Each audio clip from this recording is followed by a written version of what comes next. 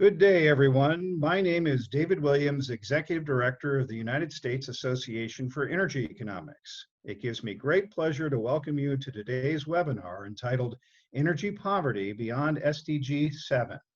We are grateful to our moderator, Dr. Gürcan Gülen from G2 Energy Insights, and our distinguished panelists for today's timely discussion. First, a little bit about the United States Association for Energy Economics. We are the largest affiliate of the International Association for Energy Economics and provide a forum for the exchange of ideas, experience, and issues among professionals interested in the field. The organization produces 2 professional journals, a newsletter, and holds conferences and virtual presentations, along with a host of other products and services that you can find on our website at www.usae.org. If you're not already a member of the association, we welcome you to join. A few housekeeping matters in regard to today's webinar before I hand things over to our moderator. First, this webinar is being recorded for those that cannot participate in today's live event. If you have questions for our panelists, please click the Q&A button at the bottom of your Zoom window and type your question. We've allocated sufficient time at the end of this webinar to address your questions. And now I would like to introduce you to our moderator, Dr. Gürcan Gülen, Principal at G2 Energy Insights. Gürcan, over to you. Thanks, Dave. I assume everybody can hear me because I remember to unmute myself. I'm going to go ahead and share my screen. I have a very brief introductory set of slides. So maybe some of the attendees participated 2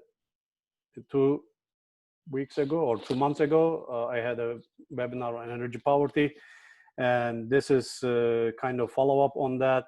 And in these slides, I'm going to talk about what I kind of summarize what I talked about 2 months ago, and quickly pass it over to my panelists because today's focus is to hear from them. And I have 3 colleagues, 3 friends from Ghana, Nigeria, and Bangladesh. And after my brief remarks, we're gonna go follow the order of starting with Ghana and then switching continents, going to Bangladesh, and then coming back to Africa, to Nigeria. And speakers are gonna be Professor Tamim from Bangladesh, University of Petroleum and Resource and Engineering, Ismail Ejekumene, he's director of KITE, a very well-known NGO in Ghana, but he is also the commissioner at the Public Utility Regulatory Commission in Ghana.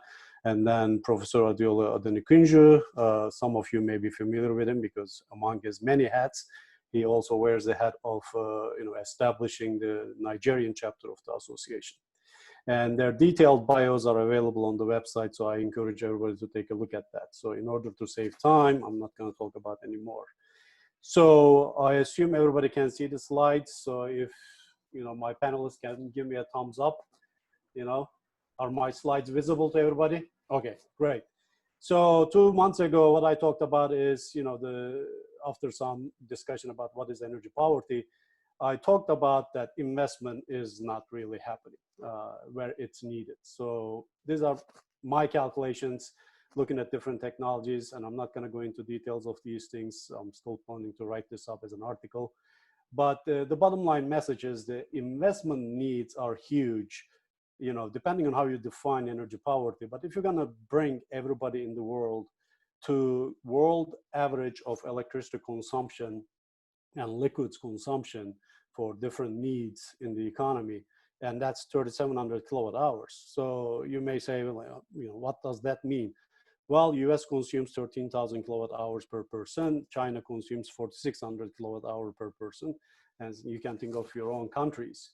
So 3,700 is below all of these, very well-known countries, but it's probably way above many, many other countries.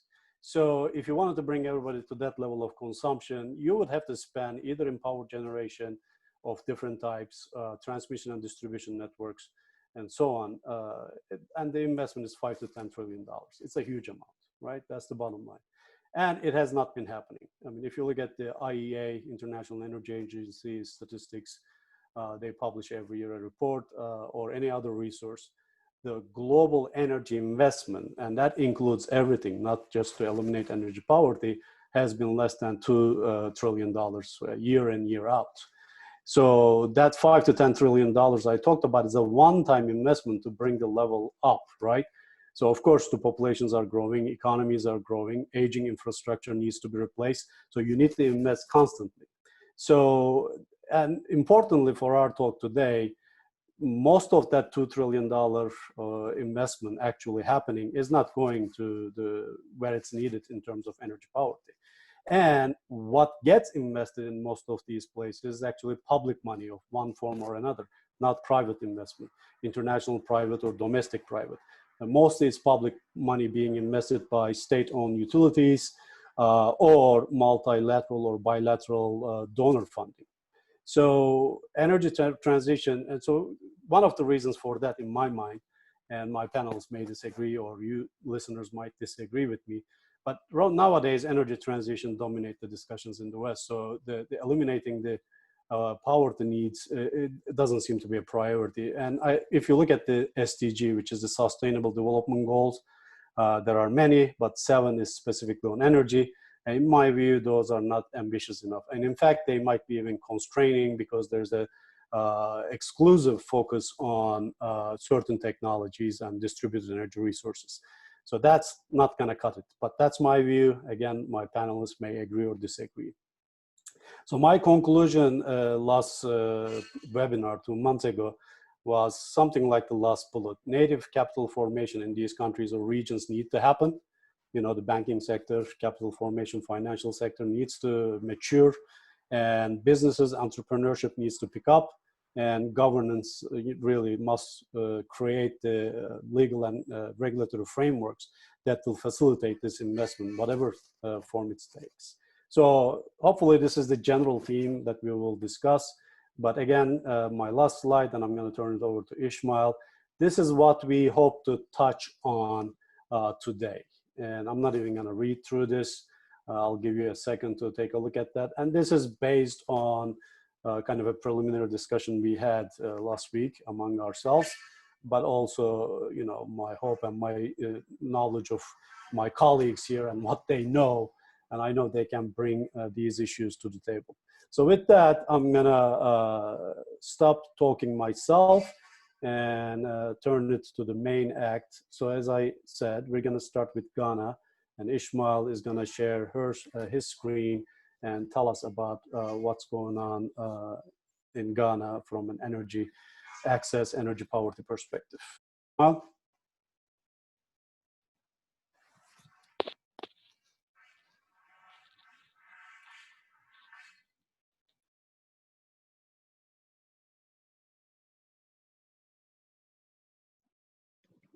okay, good afternoon, everyone.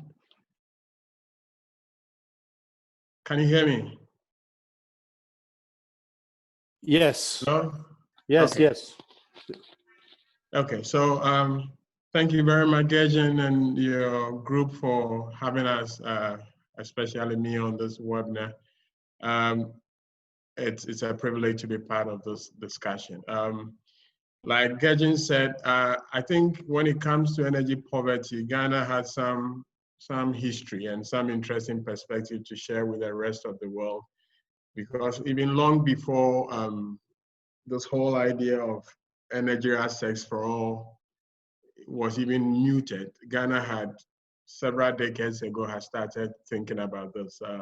So way back in 1989, we set ourselves an ambitious target to electrify the whole country by 2020.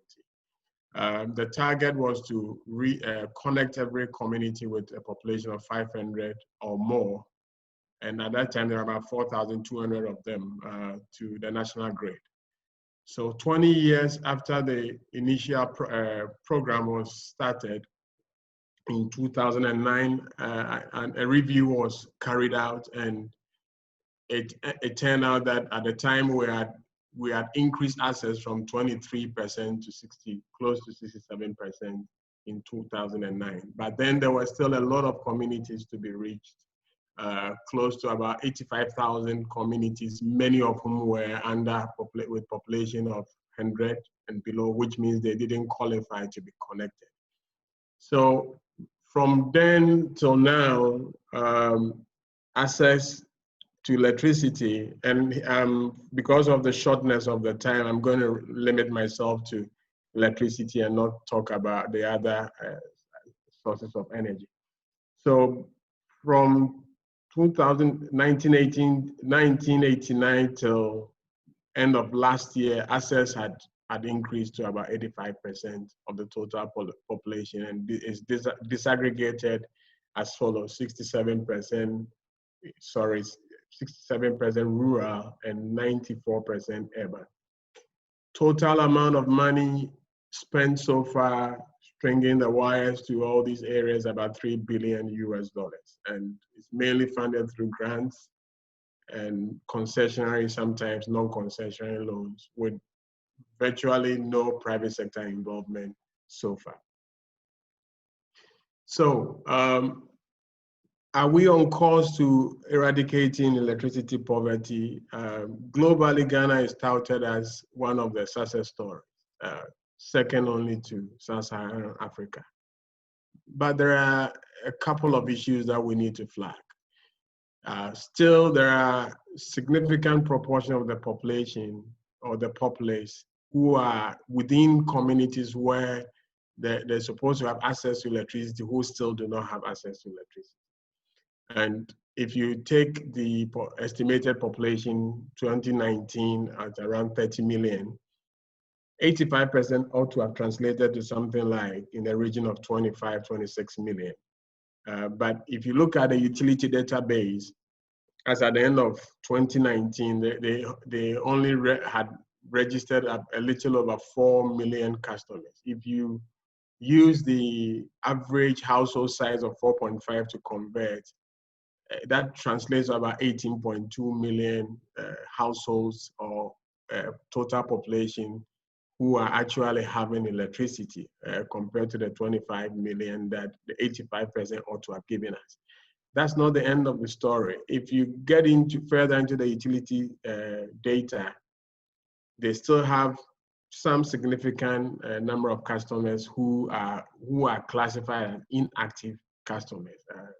In the Electricity Company of Ghana's database, they have about 12% of even the 3 million households who are inactive. And these households are inactive because they are either been disconnected or they haven't bought power or paid for electricity for a very, very long time. So that's the story now. We're supposed to be 85% with access, but clearly that number is lower than that.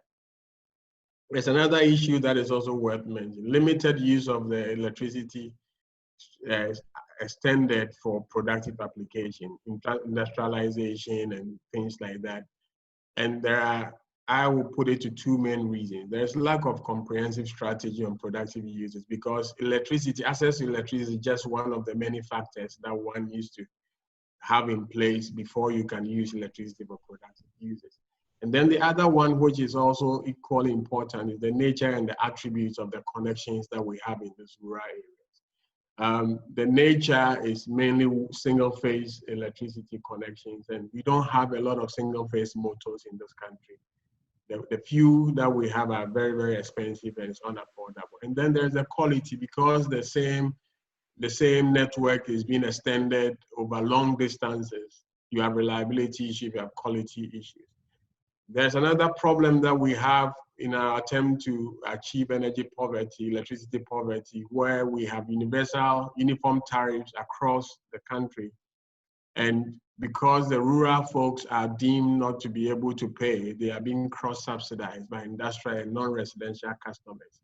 This has led to a situation where electricity tariffs for this range of customers are a little bit too expensive, and it doesn't make sense for them to use it to produce because they will not be competitive. Some are actually, in some cases, actually, for example, the hotels and other service providers are switching over when they exceed a certain threshold on the grid. So the grid will be there, but they'll still turn on their gensets, which investment they had already made when we experienced some major power crisis a couple of years ago. The net effect is that you have a distribution utility, or several of them, about 2 or 3 of them, that are overstretched and they are debt-ridden. with very high technical or non-technical losses, averaging around 25%. So the net effect is a weakened financial and unsustainable electricity supply industry, as we have in those countries.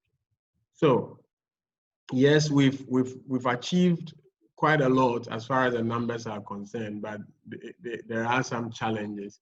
Either we're unable to use electricity the way we ought to have used it to generate or create wealth, so that the people who cannot pay and have been disconnected can connect and pay, or we haven't thought about exactly how the cross-subsidization or cross-subsidy that we have and the impact is having on productive use of energy, and even in an attempt to cut down costs, how that has actually affected the capacity of the connections to be put to productive users.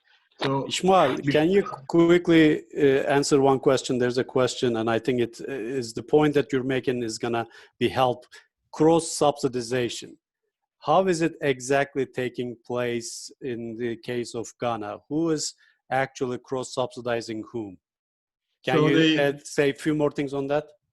Okay, so it's the industrial customers in the main who are actually cross-subsidizing everybody, as well as in some cases the non-residential or commercial customers. So even though we know the cost of service per category of customers, the residential customers are paying something like between 65 and 70% of the cost of service, and the industrial consumers, or in some cases, paying in excess of about 140% of what the true cost of service. So, unlike many jurisdictions where you have residential customers actually subsidizing industrial customers, in Ghana, the reverse is the case.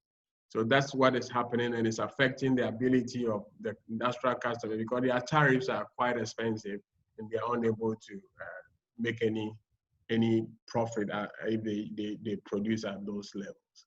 So just to finish with this slide, Gürcan, I hope I've explained that. And if there are any questions, I will take them afterwards. But some takeaways that I want to leave with the participants. Productive uses has to be proactively pursued. If you send electricity to people just for them to have enhanced welfare, it helps. There are some value to it, but for the people to be able to pay for the electricity and not overburden a certain segment of the customer base, they need to be able to generate enough on their own to be able to pay for the electricity that is provided. The cross-subsidy thing hasn't worked in Ghana. If you want to choose this pathway, you're going to encounter similar problems, and your industrial customers are not going to be they're not going to be competitive. Up until this time, it's very dominant. The public sector has led everything. Even in mini grids, they want to still play a role. That has to change, and it's true, and it's clear that they can't even do everything. For the 85,000 or so customers, communities that are whose population are less than 500, they inviting private sector involvement. But for the private sector to come, you and I know that the environment will have to be conducive. They need to be able to recover their investment and also have some margins on the investments. And at the moment, given the universal uniform pricing methodology that we have now and the remote areas where we expect them to go, there has to be markups, but we're still paying a flat tariff for everybody. And I believe that is a disincentive. So these are the things that I would like to share for now, and I'm happy to take any questions. Okay, Ismail, I think you gave us enough to trigger some questions already. So I'm sure there will be more. So now we're turning to Bangladesh, and Tamim, you need to unmute yourself and share your screen. And yes, Ismail, did you stop sharing your screen? Yes, you did. Okay, great. Tamim? Yes, I'm on.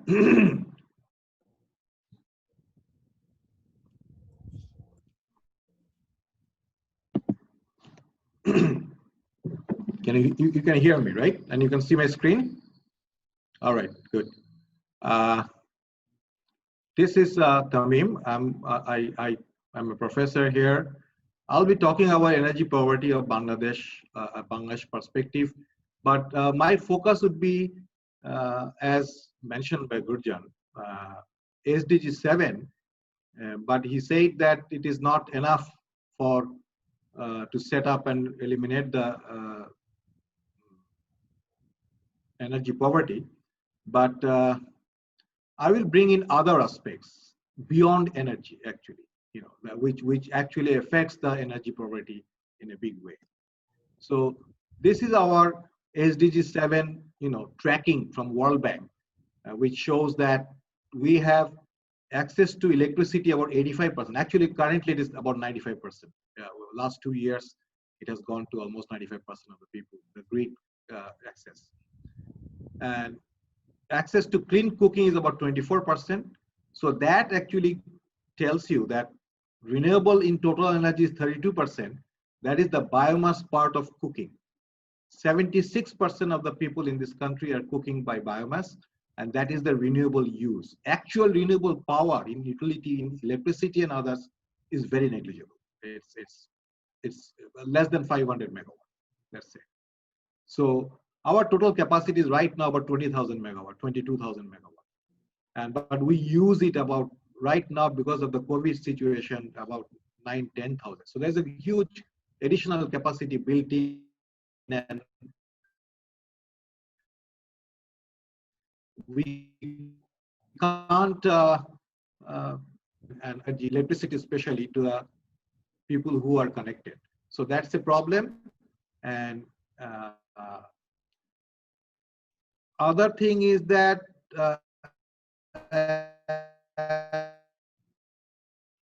as Ismail mentioned, the rural electrification 3-4 decades to reach the rural area, and it is a public effort, obviously, and that actually is done through cooperatives, and there are 74 cooperatives in Bangladesh. Only 3 of them are making money because our residential sector, especially rural residential sector, are subsidized, and that subsidized the cooperatives who are supplying subsidized electricity to the rural community are not unable to make money. The 3 which are among the major cities, the 3 cooperatives which are making money, they have industrial connection and commercial connection around major cities. Those 3 are around major cities, especially around Dhaka actually. So that is why they are making money. So in our case, industry actually subsidizes the residential sector. Residential sector is the subsidized sector. And we last 10 years, overall government subsidy into the electricity sector has been about $6 billion. And this year, about $1 billion has been allocated in the budget for subsidizing that basically residential sector. And clean cooking fuel option, we have this pipe natural gas, which is about 10%, and 12% is LPG cylinders, which is becoming popular. The growth rate of LPG cylinder, LPG usage is about 40% right now in last 2-3 years. It's growing very fast. But we also have about 250,000 illegal household gas connection within Dhaka district, city and adjacent, because of the lack of quality, and government has taken a decision not to give any more pipe natural gas connection. Only LPG will be promoted, but there is the price differential, so the illegal connectivity is going on. This is where we have come in last 8-10 years. Bangladesh, if you look at that, this is also World Bank option. Our connectivity has increased. The rate of connectivity is about 3.53% annualized, but it does not tell the true story in terms of energy poverty. It is a success in terms of connectivity area coming under accessibility, but as I said, quality, and also now under the COVID situation, affordability will be a major issue also. Government's subsidy, people still cannot afford this electricity. Now, this is the energy transition index. You are familiar with this, and we are 90th among 150. So SDG goal, the sustainability, the renewable power and all those things, the transition we are all talking about, we are far behind. We have supported economy. The energy supply has supported the economic growth very well. But if you look at the environmental side, the accessibility side, in terms of reliability and also poor security, because the import dependency is increasing every day. So all those things put together, we are 90 out of 115 countries. Now, this is what I wanted to bring in. This is the climate change effect in Bangladesh. First, our all mega power projects are in the coastal area because of the importing oil dependency, or importing gas and coal dependency.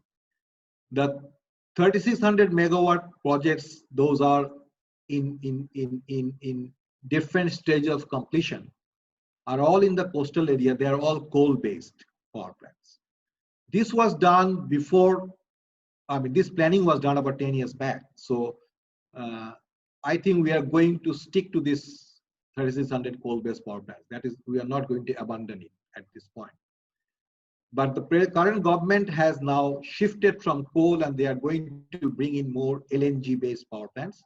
And LNG is going to be imported in future. But those LNG import facilities are also in the coastal area. So we are very much vulnerable to the massive cyclones and tidal waves that may happen.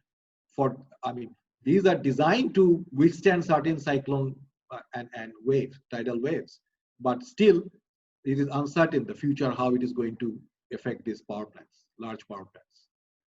Recently, in the first half of this year, very early in this year, there was a cyclone that knocked down 22 million households from power connection. And that is happening every year. There is one or two cyclones that basically, takes away the electricity from people. Anywhere from, 5 days to a couple of months for some people, to restore all those lines and the supply transmissions and distribution and replacing the transformers. It takes time, and resource is also restrained. Right now, at this moment, Bangladesh is 1/3 of Bangladesh is underwater. And you can look at the picture. Cooking is a major issue while you are basically underwater. Where do you cook? You can see a raft being driven with the LPG cylinder, and someone is cooking with this 3-brick old fossil fuel way. Lady is cooking in the, her house is underwater, and she has to cook and eat. She has nowhere to go. So that's what they're doing. And water also becomes a huge problem. Well, the whole area is underwater, but drinkable water is a problem. So these are the issues, this climate change, that is actually creating a huge problem in enhancing the energy poverty in Bangladesh, despite government's effort by supplying whatever way we can in terms of clean, good energy. This is the power demand forecast. By 2041, we are planning. One of the planning, it says that we will require 77,000 megawatt power from our current 22,000. And this forecast was done on the GDP and per capita income growth. That was in previous forecast, we did much better than that. So government became very ambitious, thinking that we will maintain over 8% growth for next 20 years and our requirement, and will reach the developed country status, attaining a GNI of $12,700. And from the current 400 kilowatt hour usage, we will reach 2,000 kilowatt hour. So this is something I want to point out. Currently, USA uses about 12,000 kilowatt hour. China probably 6,000 kilowatt hour. So those are heavy industry-based, industrial developed country, heavy industry-based, and per capita usage actually, we can achieve a standard of life using much less per capita energy. So always setting up a big per capita energy target that we to attain certain development, we have to use that kind of energy. Basically, the GDP elasticity is very questionable. because there are many other factors that GDP is affected by. And I'll show you what is happening in Bangladesh. If you look at the last 4 years of development, we are achieving 7 to 8% GDP growth. But if you look at the industrial growth, which is the ash color, it is flat from 2017. There is no any electricity demand in industrial. So there is not much industrial growth. So what has happened? We have got some infrastructural, public investment, huge infrastructural investment that you can see: metro rail, Dhaka Expressway, nuclear power plant Rupur, which is $12.65 billion investment, and then other power projects. All these mega projects, which is infrastructure investment, has increased the GDP considerably from 6 to almost 8%, 7.58%. But if you look at the development of industrial growth, very little. Most of the electricity development has taken place in residential sector, which is the green line at the top, and the dotted line is your GDP growth. So basically, we are having a non-inclusive development. If you look at the Gini coefficient of Bangladesh, it is reaching very close to 0.5. Although the overall quality of life has increased in Bangladesh, purchasing power has increased, but the income inequality has increased a lot because there has been not much job creation, industrial development has not taken place. So these are the factors actually which ultimately affects that energy poverty, by what we define by energy poverty. This is the investment requirement, as Gürcan was mentioning. If we go by that plan, which is now being revised actually, we will require about $193 billion just for the power sector, 66 billion in transmission distribution, and 150 billion in the next 20 years, which is huge. And then yearly fuel cost will be about $40 billion a year by 2041. And that is not sustainable. That is not sustainable. And also, it again, opportunity of private sector investment is there, but the plan says that majority of the investment will be public sector, owned by public sector and by public sector. So this is my last slide. I'll just finish in. We in last couple of, basically last decade, we eradicated poverty by 20%. But the current estimate says that that 20% poverty elimination has been wiped out by the COVID-19. So 20% of the population has gone below the poverty line, the economic poverty line. Obviously, they will have tough time purchasing power in terms of electricity or other energy that is being provided. Subsidy is high. So my point is that SDG 6 cannot be achieved without addressing other economic and social and governance issues. That is what I want to conclude. And okay, thanks, Tamim. Yeah, I'm here to take any question if you have one. Yes, you guys should be able to see the Q&A box, right? And there are some simple questions, like quick clarification questions that might be targeted to you individually. So feel free to kind of type a text answer to that rather than taking time, sure. Okay? So now you stop sharing. Adiola, take it away.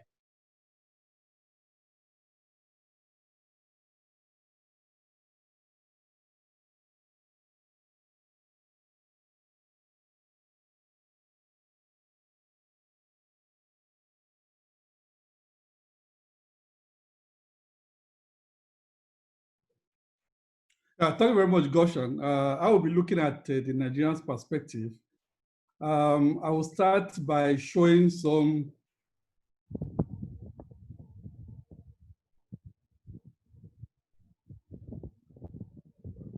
sorry, the slide is not changing.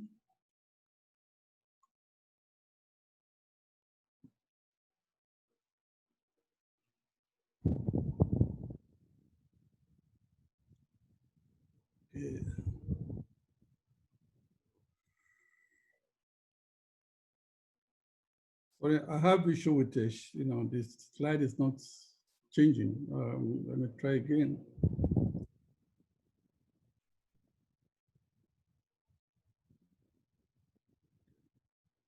Okay, thank you very much. I would like to start by sharing some facts about Nigeria, some statistics. Nigeria is the most populous country in Africa, and almost 50% of the population reside in rural areas. The country also has the largest GDP in Africa, with a GDP of $448 billion in 2019.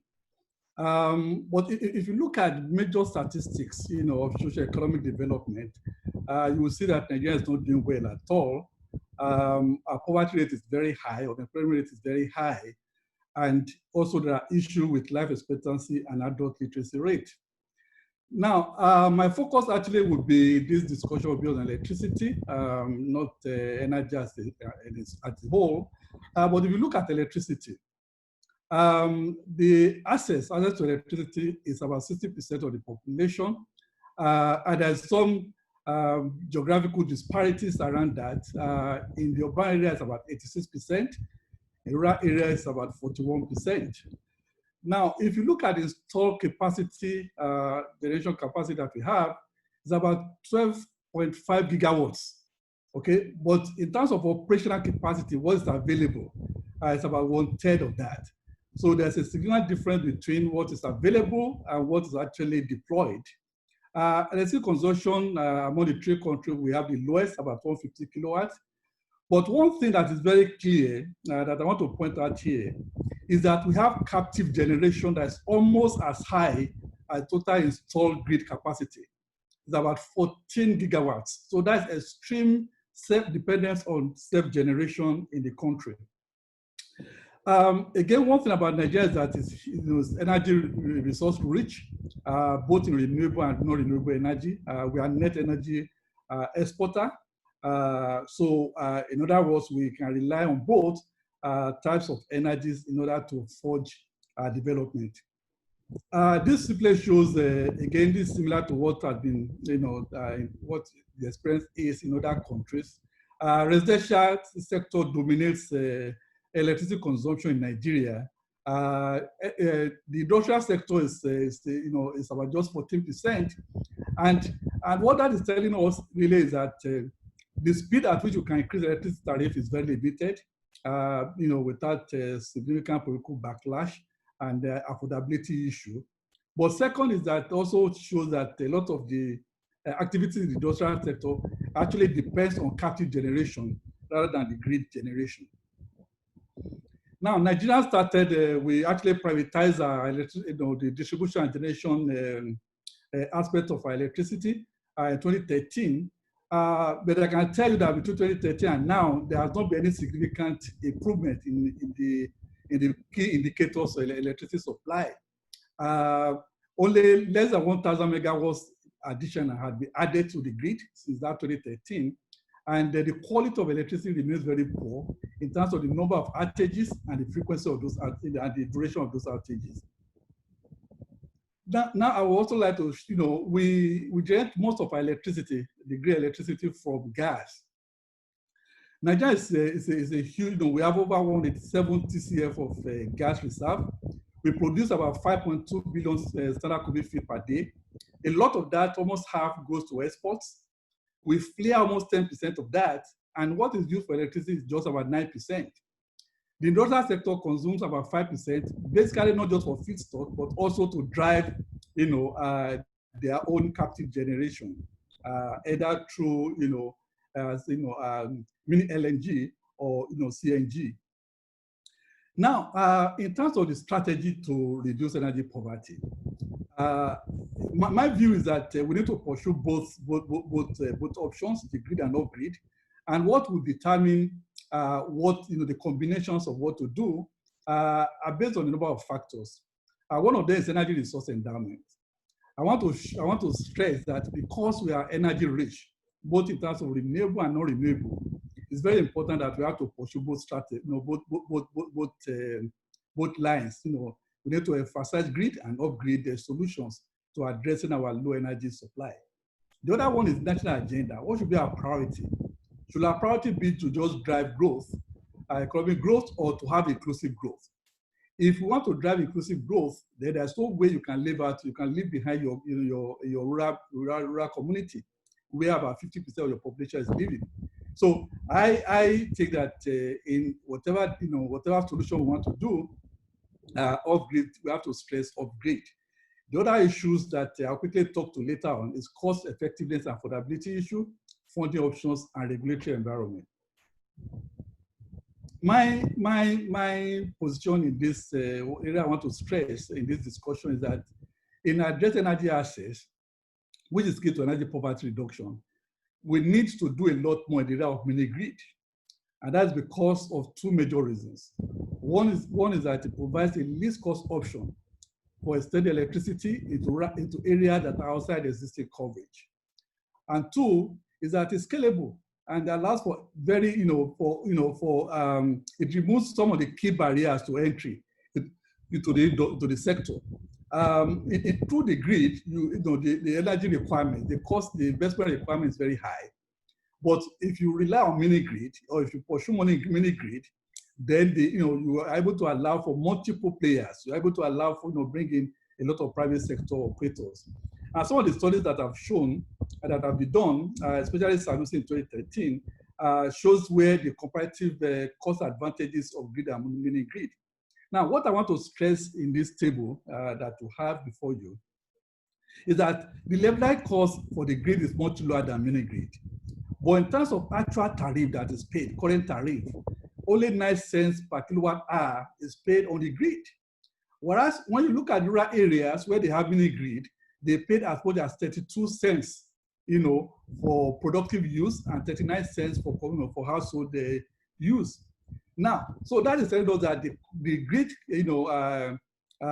tariff, electricity is heavily subsidized. And there should be a way by which you can extend that to what is happening in the rural areas.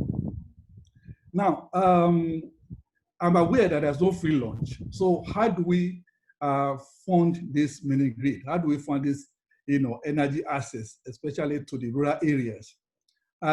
World Bank estimates show that we need about $10 billion to fund mini-grids between now and 2030. And that is almost about half of our annual budget. Now, the options for doing that are what I just listed here, which we can discuss later on. It has to come from public funding. If as a country we are determined to actually enhance universal access for electricity for our people, then we must actually be able to put some money in our budget, either at the federal level and at the state level, to realize that. But because we also are aware of the huge corruption in the system, indirect public funding is one way by which we can also achieve the same goal. Here, government will not do the direct provision or the direct provision of electricity, but can create some funds that the private sector can competitively bid for. And then they can be selected on the basis of some criteria, either that is based on performance or minimum subsidy tender. We are actually doing that currently in Nigeria. Government also give capital subsidy to private vendors, private providers, and also through tariffs and tax incentives. Again, some of these have been recommended, and I think it's areas that government can look into. One of the other areas is tax on generator imports. Nigeria is the single largest importer of generator in Africa. So it's also a source of revenue that government can tap into through green energy or carbon tax, and this can then be used to fund the mini-grid option. Then we also have private capital, either through equity markets, bond markets, crowdfunding. That's one area that government is trying to stress in the country, and they can also provide some support. The other one is government guarantees. Multilateral agencies are committed to also supporting our energy access, electric access in Nigeria, and the World Bank and African Development Bank have committed about $550 million towards that. Cross subsidy is one other area that can be used, and Ishmael stressed this earlier on. Now, tariff payments, and I must mention this, that interestingly, the tariff rates are higher in rural areas than urban areas. And interestingly, again, the rural consumers are paying. One, they are paying for the residential consumption because their load consumption is very low. So the overall amount that they are paying is not that significant. It's something they can afford. Then if you look at the productive use, currently they use diesel, which is very expensive. And therefore, when you are displacing diesel with green energy like solar, which prices have been coming down significantly, then they see that it's very, very, very, very cheap, relatively cheaper. So the issue of affordability is not as serious as one would expect in many other parts of the world. Now, I have just a few more slides and then I will stop. Now, the mini-grid situation is really, it's an area that is witnessing significant growth in Nigeria. It improved from 11 projects in 2015 to 59 projects in the end of 2019. The target is actually to have 30,000 mini-grids by 2023. What are the drivers of this growth? One, it has been found that there are some growth opportunities, significant growth opportunities. The rural communities are viable. A lot of them in Nigeria, a lot of rural folks are using generators, small generators that are very, very expensive to run. So they are willing to actually substitute, green energy for this type of, electricity supply. So then we have a robust regulatory environment. World Bank and other, investors have shown that we have very robust regulatory environment that permits, viable private sector participation. And then there's dynamic private companies. A lot of private companies also go into this area and they needed to be supported. And then we also have clear regulations or regulators who are very efficient, who are doing their job. This simply shows that existing private mini-grids are hybrid, and a lot of them also use either solar or biogas, but solar is the most prevalent across the country. This last slide I'm just going to show is regulatory framework. We have very robust regulatory framework for capacity that is less than 1 megawatts, and whether it's through isolated mini-grid or through interconnected mini-grid. It's very clear, and therefore, I think a lot of potential in this area in order for Nigeria to be able to catch up in terms of improving rural energy access, universal energy access. Thank you very much.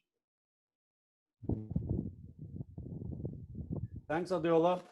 Adeola, you got a lot of questions as well in the Q&A box, but you can maybe answer some of them directly. And I'm gonna we have about 10 minutes left, so I'm gonna bring, if anybody's seen a question that they would like to answer live. Okay, so I got some of them. So let's start with those. But I'll try to summarize, and you can let me know that if I misunderstood anything,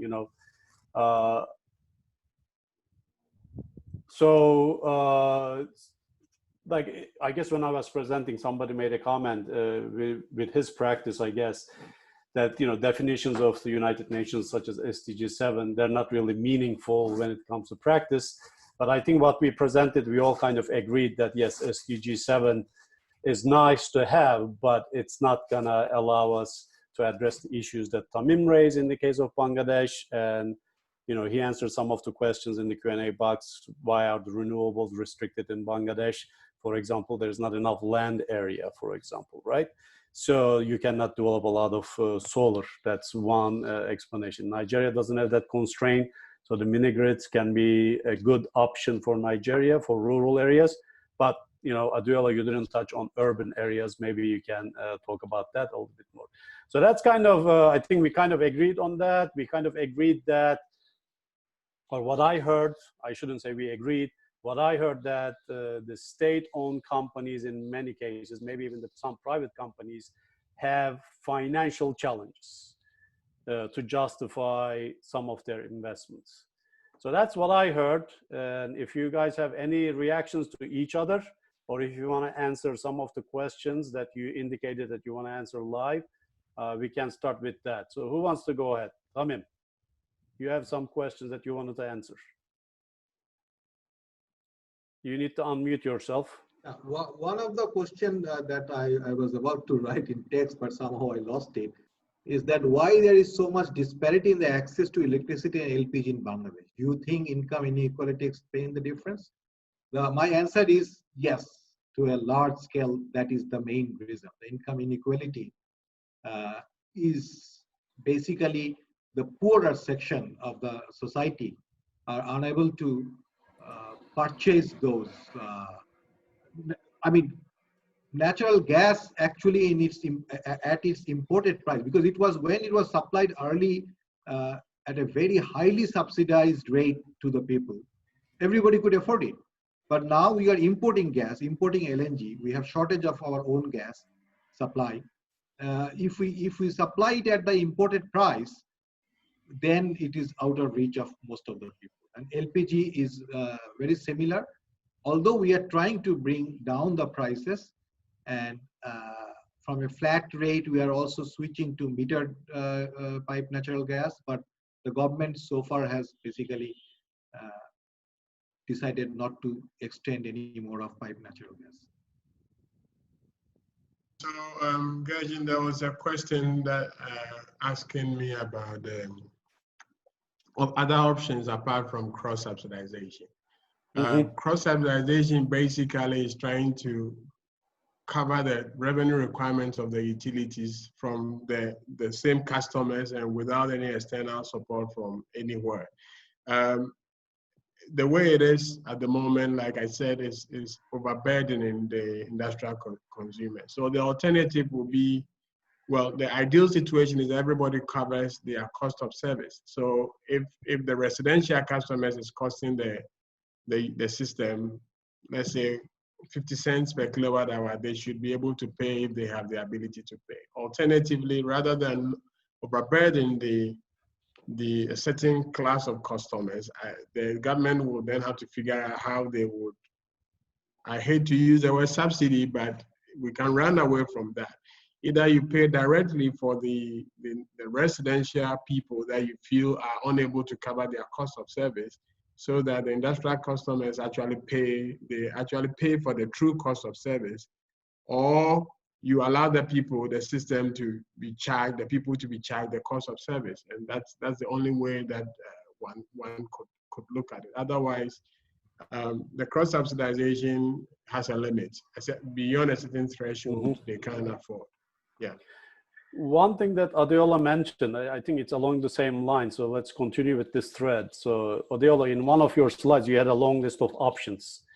And you made the comment twice that actually some of the people in rural areas can afford to pay 30 to 40 cents. Did I hear that correctly?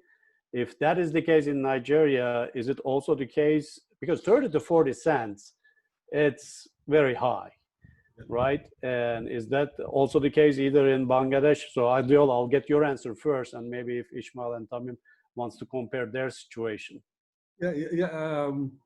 Yes, Gürcan. The reality is that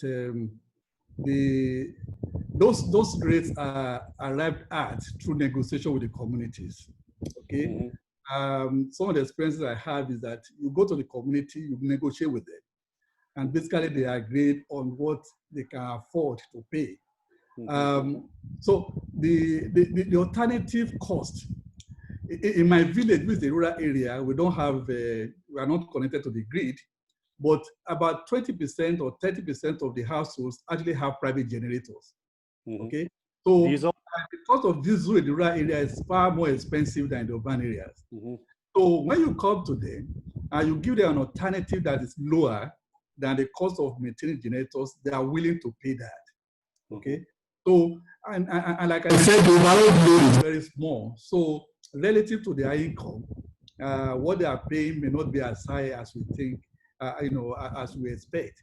So currently, it is working, and that's why you have a lot of private electricity, private providers actually going into the sector now to provide electricity in the rural areas through the mini-grid system.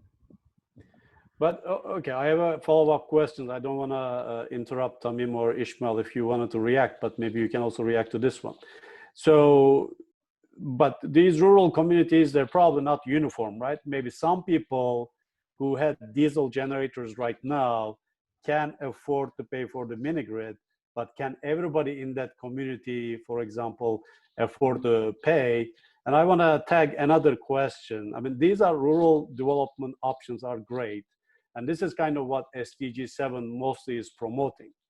But in going back to one of the first comments that Ismail made, and I think Tamim, you also said, in terms of productive use of energy, be it electricity or liquids fuel or gaseous fuels, like, you know, these are not gonna cut it, right? And you know, if not these, what else, especially in urban areas? So who wants to jump in? Yeah, let me say that, you know, there's so much going on now in the areas of captive generation, you know, a better generation, and so on and so forth. Like I mentioned earlier, the captive generation in Nigeria is almost 100% or 120% of what is going on in the grid.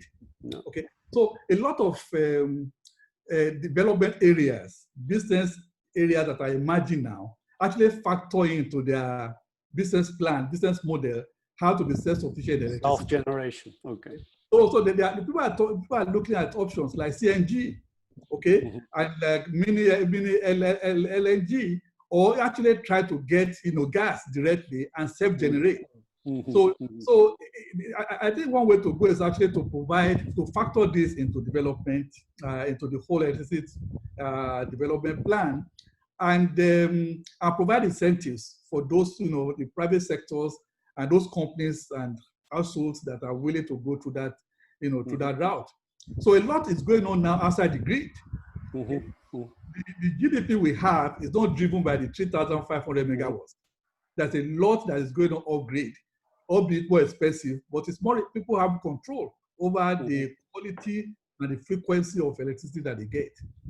So government must find a way of actually trying to, well, I don't want to use government, not directly, but provide some incentives, either through ensuring that gas pipelines are very close to those, you know, industrial development areas, so that people can, you know, this company can actually tap into the main gas supply network.